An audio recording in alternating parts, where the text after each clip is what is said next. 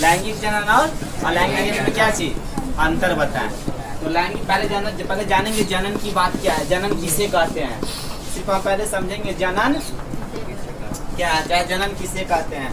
तो जनन क्या है, जो अपने ऐसे जीव को क्या करता है, निर्माण करता है, उसे हम क्या कहते हैं, जनन कहते हैं। अब यह जनन इसमें दिया गया है कितने प्रकार के, लैंगिक जनन और अलैंगिक जनन।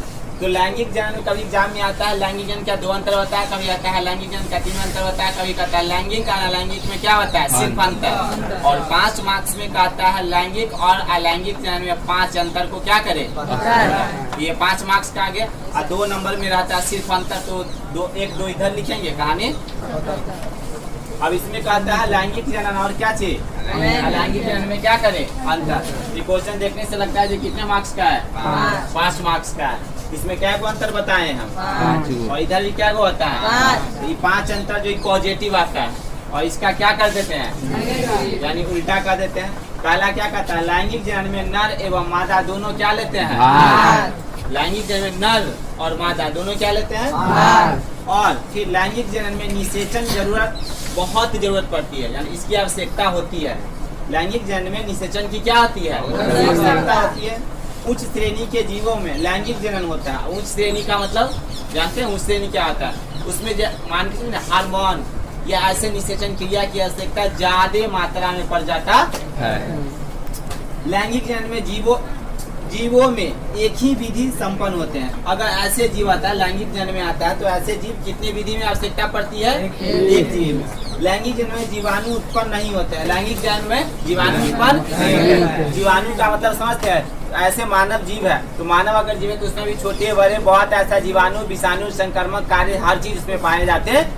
तो यहाँ पे क्वेश्चन कहता है लैंगिक जनन में जीवाणु उत्पन्न नहीं होते हैं, इसकी आवश्यकता इसमें होते है नहीं है। अब लैंगिक के अलावा क्या आ गया, अलैंगिक जनन। अलैंगिक जनन में नर एवं मादा दोनों भाग क्या करते हैं, इसमें लेते हैं और इसमें नहीं लेते। उसका हो गया, इसमें भाग लेते हैं, अलैंगिक जनन में निषेचन की जरूरत नहीं पड़ती है, इसमें निषेचन की जरूरत पड़ती है और इसमें निषेचन की जरूरत नहीं पड़ती है। निम्न श्रेणी के जीवों में लैंगिक जनन होता है। अब कहता है इसमें उच्च श्रेणी, जहाँ ऐसे निषेचन की इसमें आता है उच्च श्रेणी, इसमें आता है निम्न श्रेणी, यानी उसका अपोजिट आ गया। अलैंगिक जनन में जीवों में कई विधि से संपन्न होते हैं। इसमें कितने विधि से संपन्न होते हैं, और इसमें कितने विधि से होते हैं। और इसमें कहता है लैंगिक जनन में एक कोशिकीय बीजाणु उत्पन्न हो सकते हैं, यानी अलैंगिक जनन में एक कोशिकीय बीजाणु क्या हो सकते हैं। अब इसको तुरंत याद कर लीजिए, कैसे तो देख लीजिए। लैंगिक जनन में नर और मादा क्या लेते हैं, और इसमें क्या लेते हैं। इसमें कहता है लैंगिक जनन में निषेचन की जरूरत पड़ती है और इसमें नहीं पड़ती है। इसमें हाँ हो गया, इसमें ना हो गया। अब यहाँ पे कहता है क्या, उच्च श्रेणी के जीवों में लैंगिक जनन होता है। इसमें उच्च श्रेणी, इसमें कौन श्रेणी, उच्च श्रेणी।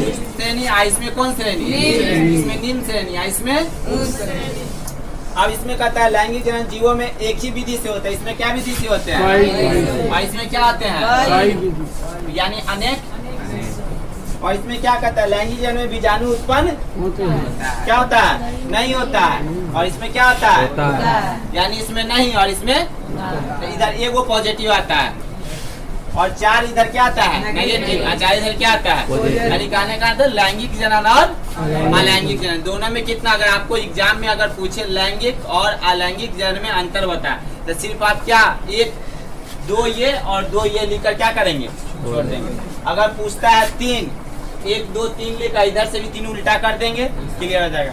अगर 5 नंबर में डायरेक्ट पूछता है लैंगिक जनन और अलैंगिक जनन में क्या होता है, अंतर, तो आपको कितना अंतर लिखना होगा, 5 अंतर लिखेंगे, तब आपको कितने मार्क्स मिलेंगे। इसमें फिगर बनाने की आवश्यकता नहीं है। इसमें और कोई डाउट क्वेश्चन है तो बोलिए।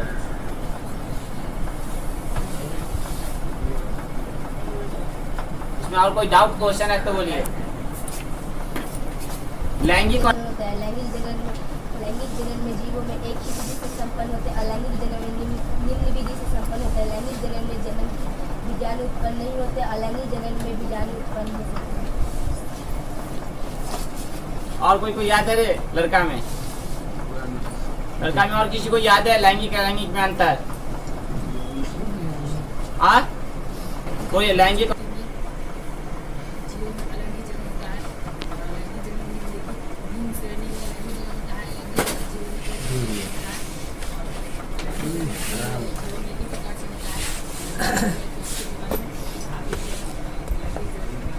और किसी को याद है जी लैंगिक